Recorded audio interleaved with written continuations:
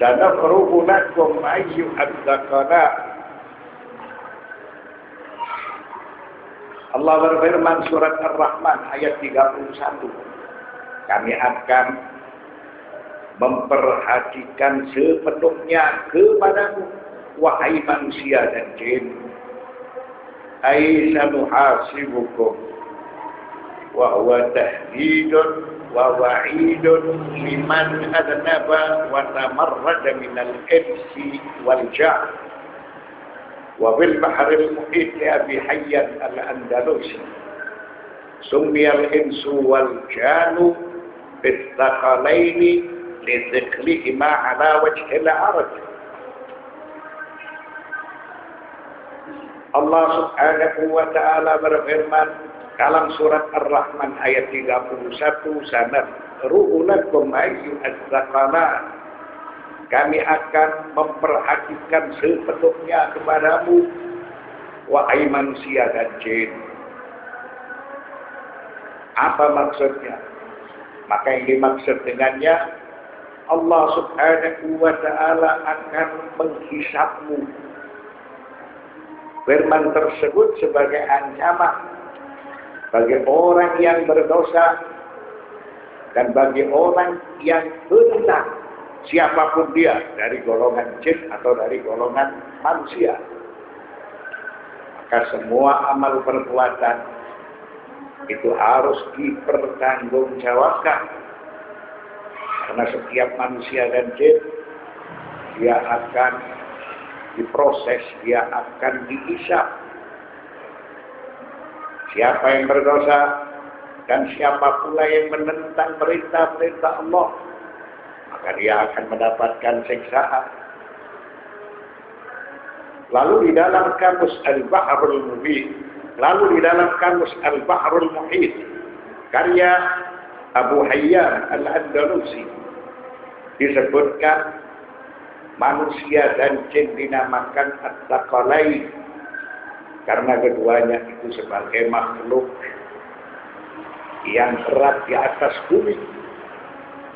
Mengapa? Karena mereka diberi taklif. Selain dari manusia dan jin tidak diberi taklif oleh Allah subhanahu wa ta'ala. Manusia dan jin diberi taklif. Oleh karena itu kelak mereka harus dihisab. Kelak mereka harus bertanggung jawab dengan amal perbuatan masing-masing. Dan amal perbuatan itu akan digadaikan pada setiap diri manusia. Manusia dan jin disebut at-thaqalan karena mereka itu diberi taklif. Selain dari manusia dan jin, taklif itu tidak diberlakukan. Wa fil hadits, inni tarikum fikum at-thaqalan, kitab Allah wa itrati ahla baiti, summiya bidzalika li'azamihima wa syarafihima. Disebutkan dalam hadis, inni tarikum fikum at-thaqalan, sesungguhnya aku meninggalkan di tengah-tengah kalian at-thaqalan, kitab Allah wa itrati ahla baiti, yaitu kitab Allah dan keturunanku dari ahlu baitku. Sumya bidzalika li'azamihima wa syarafihima. Keduanya manusia dan jin itu dinamakan at-thaqalain. Keduanya maksudnya kitab Allah dan keturunanku dari keluargaku dinamakan at-thaqalain karena keduanya itu merupakan sesuatu yang besar. Keduanya itu merupakan sesuatu yang mulia. Sehingga keduanya itu saling bersama, tidak akan pernah berpisah.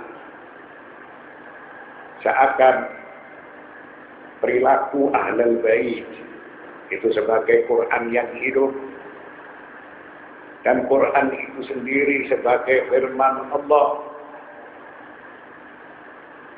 Maka disabdakan oleh Nabi Muhammad sallallahu alaihi wasallam, keduanya itu dinamakan atau disebut thaqalain. Mengapa? Karena keduanya itu memiliki kemuliaan.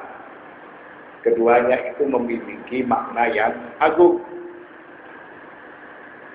Fa bi ayyi ala'i rabbikuma tukadziban? Abi qudratihi ta'ala 'ala al-ba'thi wal hisabi wal jazaa' am bimada? Wal hisabu wal jazaa'u min a'zami an-ni'ami 'ala al-khalqi wa illa kana al-madhlumu aswa'u halan wa ma'alan min al-zalim. Allah berfirman, maka nikmat Tuhan kamu yang manakah yang kamu dustakan? Apakah kamu mendustakan kekuasaan Allah Subhanahu wa ta'ala yang telah akan membangkitkan manusia dan jin di hari berbangkit, yang membangkitkan mereka di hari hisab, yang membangkitkan mereka untuk memperoleh balasan? Atau nikmat manakah yang kamu dustakan? Nikmat yang berupa hari hisab atau nikmat yang berupa hari pembalasan? Hari hisab dan hari pembalasan itu nikmat dari Allah Subhanahu wa ta'ala. Karena bagi orang yang dianiaya, dia akan diberi oleh Allah Subhanahu wa ta'ala tuntutan, sebagaimana dia akan memberikan balasan kepada pihak yang melakukan perbuatan aniaya. Wa bi ibaratin ukhra, Allah Subhanahu wa ta'ala berfirman, wa bi ayyi ala'i rabbikuma tukadziban? Maka nikmat Tuhan kamu yang manakah yang kamu dustakan? Apakah manusia mendustakan kekuasaan Allah? Karena Allah kelak akan membangkitkan manusia.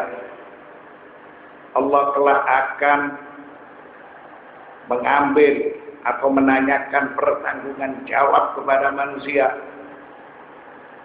Allah akan memperlakukan balasan kepada manusia dan jin. Atau kamu membohongkan nikmat Allah yang mana? Karena hisab, pembalasan itu merupakan nikmat Allah yang teragung bagi alam ciptaan, bagi manusia dan jin.